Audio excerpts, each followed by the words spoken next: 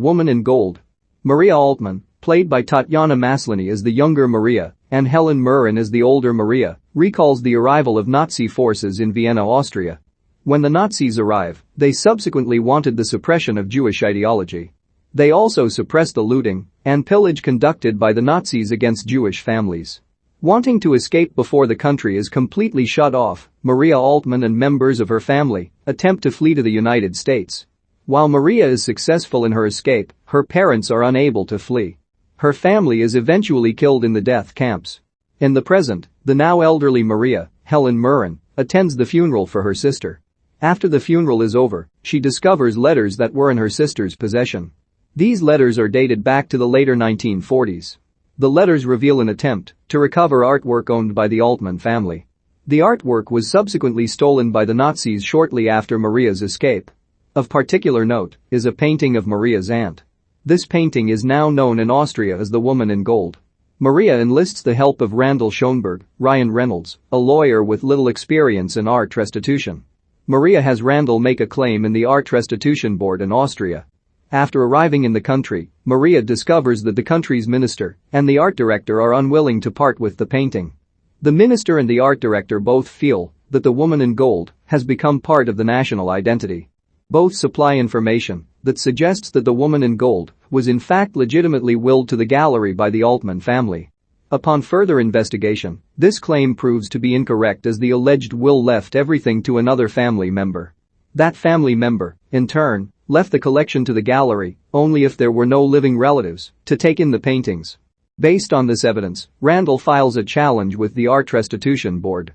However, the challenge to the government's claim is denied in Austria. Having been defeated, both Maria and Randall return to the United States. In the States, Randall continues his research into the Woman in Gold case. Randall happens to stumble upon a book with the painting of the Woman in Gold on the cover. At this point, Randall has an epiphany.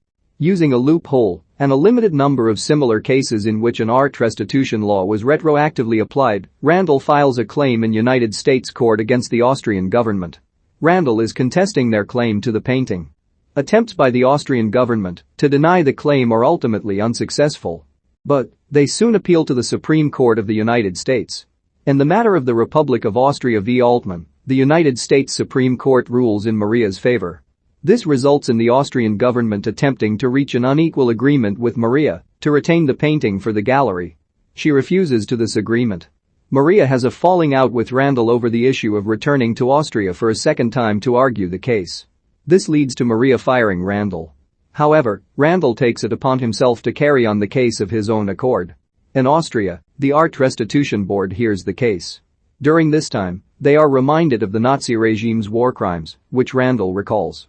Randall pleads with the Art Restitution Board to think of the meaning of the word restitution.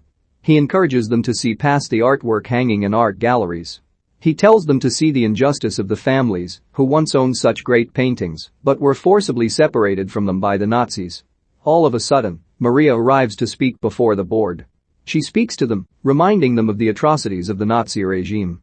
She also says that, while the gallery may see in the Woman in Gold as a national treasure, she sees the painting as a family portrait. After making their respective cases, the Art Restitution Board ultimately sides with Maria, returning her painting. In the final scene, Maria and Randall reconcile, and she tells Randall that she elects to have the painting moved to the United States with her.